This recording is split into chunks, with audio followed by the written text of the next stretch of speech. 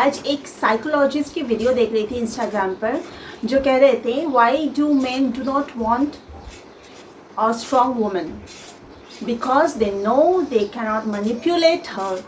मतलब आजकल लड़के स्ट्रॉन्ग वुमन क्यों नहीं चाहते हैं?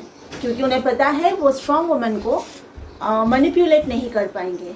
तो ये बात बहुत हद तक क्या पूरी तरह ही सच है। जब मैंने खुद एक्सपीरियंस किया इस चीज़ को मेरी लाइफ में, मेरे पार्टनर से, मेरे पति से, उनको चाहिए नहीं थी मैं, ऐसा नहीं है, बड़ा खुश था मुझे पाकर, बहुत तारीफ़ करता रहता था कि मेरी स्मार्ट वाइफ, मेरी ब्यूटीफुल वाइफ वगैरह वगैरह वगैरह, सब शादी के पहले। हाँ, मेरे ख़ानदान में तो मेरी सबसे ब्यूटीफुल और स्मार्ट बीवी है, जितने भी मेरे ख़ानदान में है सबसे ज़्यादा सुंदर मेरी बीवी है, सब बोलता रहता था। लेकिन शादी के पहले, शादी के बाद उसका एक ही गोल था कि मुझसे स्लेवरी करवाना उसके माँ बाप के और बस उसके घर में सिर्फ मेरी ज़िंदगी ये बन के रह गई थी कि ड्यूटी करो। उस जगह पे सिवाय ड्यूटी के मेरे लाइफ में और कुछ नहीं था। उनके लिए सर्व करो और यही मेरी ड्यूटी थी। उस घर में ना खुशी, ना कोई सेलिब्रेशन, ना सुकून, ना शांति, ना खुद के लिए जीना। वो चीज़ मैं फील नहीं कर पा रही थी कि मैं यहाँ पे, मैं खुद के लिए भी कुछ हूँ, मेरी खुद की भी एक ज़िंदगी है। मतलब कुछ काम नहीं है, कुछ नहीं है। शाम के टाइम पे एक दिन मैं बेडरूम में बैठ के मेरे ब्लॉग एडिट कर रही थी, कुछ नहीं था। मेरे सास ससुर नीचे टीवी देख रहे थे। मेरा पति जस्ट दोपहर को सोता है तो सो के उठा था और नीचे गया था। नीचे जाके तुरंत ऊपर आया, आके बोलता है रीत चलो नीचे चलो। यानी मैं जो ऊपर बैठी हूँ, कोई काम नहीं है, कुछ नहीं है, मैं बेडरूम में बैठी हूँ, जो कि मेरा और मेरा पति का बेडरूम है। उसमें बैठ के मैं चुपचाप मेरी वीडियो एडिट कर रही थी। पर मुझे सुकून से थोड़ा अकेले में मैं बैठूँ, खुद को टाइम दूँ, अपने आप को टाइम दूँ, वो भी मतलब मुझे हक नहीं था। उस चीज़ के लिए भी मुझे हक नहीं दिया जा रहा था। तो उस घर में सिर्फ ड्यूटी करो और जियो तो उनके लिए जियो, खुद के लिए तुम जी भी नहीं सकते हो। तो ऑफ कोर्स ये चीज़ तो मैंने देख लिया, जो साइकोलॉजिस्ट ने कहा कि उनको स्ट्रॉन्ग वुमन क्यों नहीं चाहिए। और सबसे बड़ी बात है कि जो पति लोग और ससुराल वाले ये सोचते हैं कि हमारे घर में आए हो तो हमारे हिसाब से चलना पड़ेगा, हमारे घर में रहते हो, हमारा खाना खाते हो तो आपको हमारे हिसाब से चलना पड़ेगा। तो बॉस, 2 रोटी के लिए गुलामी? कुत्ते बिल्ली को भी 2 रोटी मिल जाती है बिना गुलामी के। तो इंसान है, हाथ पैर सब ऊपर वाले ने सलामत रखा है, कमाऊंगी खाऊंगी, 2 रोटी, छत, कपड़ा, तीनों जो बेसिक नीड है लाइफ के, कमा के खा सकती हूँ बिना गुलामी के। तो इसके लिए कोई भी इंसान क्यों गुलामी करेगा? एक घर में आपको इतना ज़्यादा अधीन में रखा जा रहा है उनके ही, कि आप अपनी मर्ज़ी से अपने ही रूम में बैठ नहीं सकते हो सुकून से। आप सोचो, मैं रूम में बैठी हूँ, मुझे बुलाया जा रहा है बिना मतलब के, कोई काम नहीं, नीचे आ जाओ। क्यों?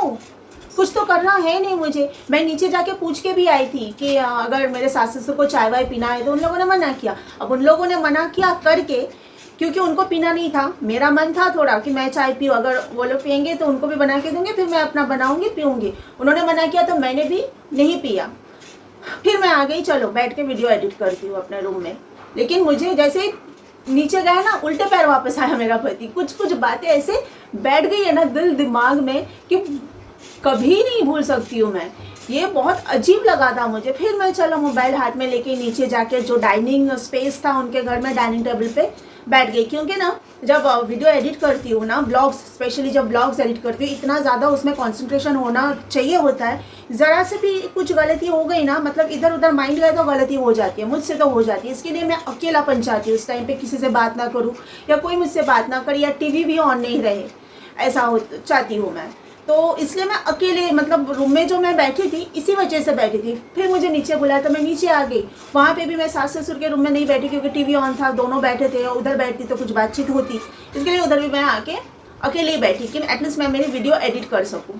इनफैक्ट इतनी हिम्मत इन लोगों में कि मैं चैनल पर जो काम कर रही हूँ, मैंने ये चैनल ओपन किया है, काफ़ी साल हो गया मुझे। कोविड के टाइम पे से मैंने काम करना स्टार्ट किया मेरे चैनल पर, मेहनत किया, मोनेटाइज करवाया चैनल को, और मेरा चैनल मोनेटाइज हुआ मेरी शादी के कुछ ही महीना पहले।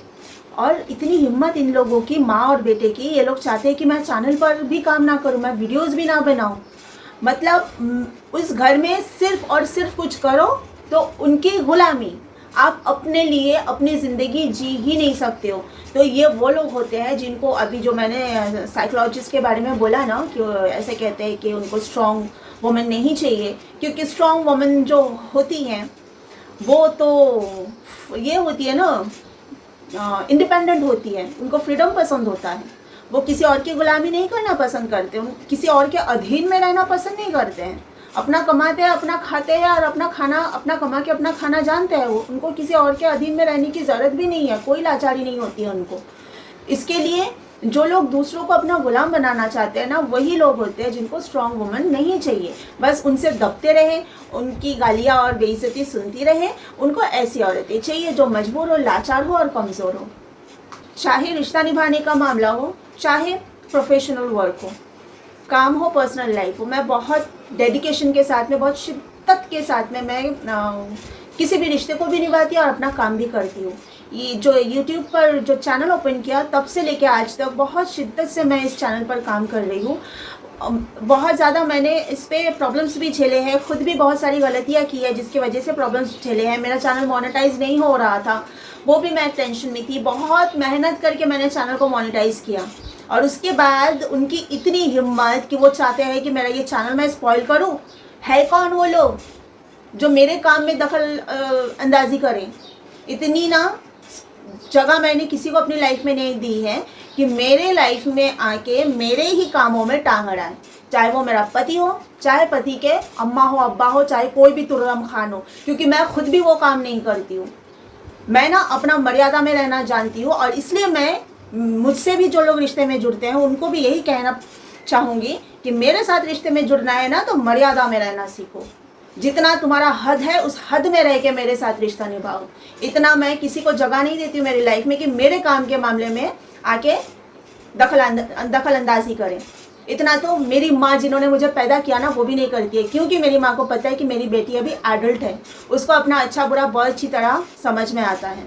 तो बाहर के ये जो आते हैं ना, बाहर के लोग, इनको तो बिल्कुल भी मैं वो अलाउ ही नहीं करती हूँ। इतनी हिम्मत इनकी कहाँ से आ जाती है समझ में नहीं आता है। 4 दिन के आए हुए लोग, मेरा ना ऐसा मन करता है इनके बारे में, जब मैं मेरे दोस्तों को कहती हूँ ना, वो लोग ये कहते हैं कि बोलूँ कि दौड़ा के पूरे एरिया में आगे क्या करना चाहिए वो आप लोग समझ जाओ। एनीवेज आज के लिए इतना ही, बाय बाय।